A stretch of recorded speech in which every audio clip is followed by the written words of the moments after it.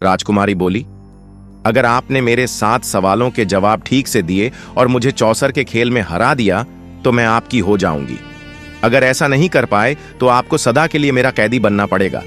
राजा बोला, अपने प्रश्न शुरू करो राजकुमारी, मैं तैयार हूं। राजकुमारी ने दूसरा प्रश्न किया, कौन तपस्वी है जो नित्य तपस्या करता है? कौन है जो रोज सुबह उठकर स्नान करता है? कौन है जो सब रस उगलता है और कौन है जो सब रस खाता है? राजा बोला, सूर्य ऐसा तपस्वी है जो नित्य तपस्या करता है। ब्राह्मण रोज सुबह उठकर स्नान करता है। इंद्र राजा वर्ष के रूप में सब रस उगलते हैं और धरती सब रस खाती है।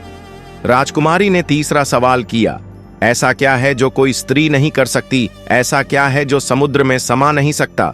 ऐसा क्या है जो अग्नि में जल नहीं सकता? और क्या है जिसे काल नहीं खा सकता? राजा बोला, एक स्त्री अपने पुत्र के साथ क्रिया नहीं कर सकती। यश है जो समुद्र में समा नहीं सकता। धर्म है जो अग्नि में जल नहीं सकता। और नाम ऐसी वस्तु है जिसे काल खा नहीं सकता। राजा की हाजिर जवाबी और सटीकता के साथ सवालों के जवाब देते देख राजकुमारी आश्चर्य के साथ साथ प्रसन्न भी थी। उसने चौथा सवाल किया, ऐसा क्या है जो बचपन में 30 गज का, जवानी में 4 गज की, बुढ़ापे में 60 गज का और मृत्यु बाद अंत नहीं? राजा बोला, सुनो राजकुमारी, किसी भी वस्तु या इंसान की परछाई एकमात्र ऐसी चीज है जो दिन में 30 गज की, दोपहर में 4 गज की, शाम के समय 60 गज की और रात में अनंत हो जाती है। राजकुमारी बोली, अति उत्तम राजन, अब मेरे 5वें सवाल का जवाब दो।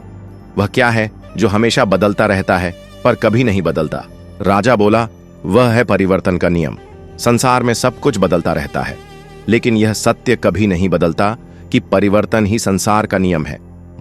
राजा की एक बार फिर से सराहना करते हुए रानी ने अपना अंतिम और 7वां प्रश्न पूछा कि मनुष्य को इस संसार में सबसे बड़ा धोखा कौन देता है? राजा बोला, मनुष्य को कोई बाहरी तत्व नहीं, बल्कि उसका मन ही उसे धोखा देता है। कि मान गए राजन, आप वाकई बहुत ही बुद्धिमान हैं, लेकिन अभी मेरी सभी शर्तें पूरी नहीं हुई हैं। अब आपको मुझे चौसर के खेल में हराना होगा राजन।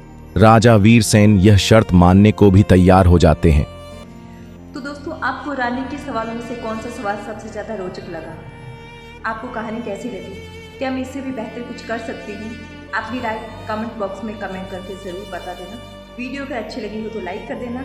चैनल को सब्सक्राइब करना मत भूलना। धन्यवाद।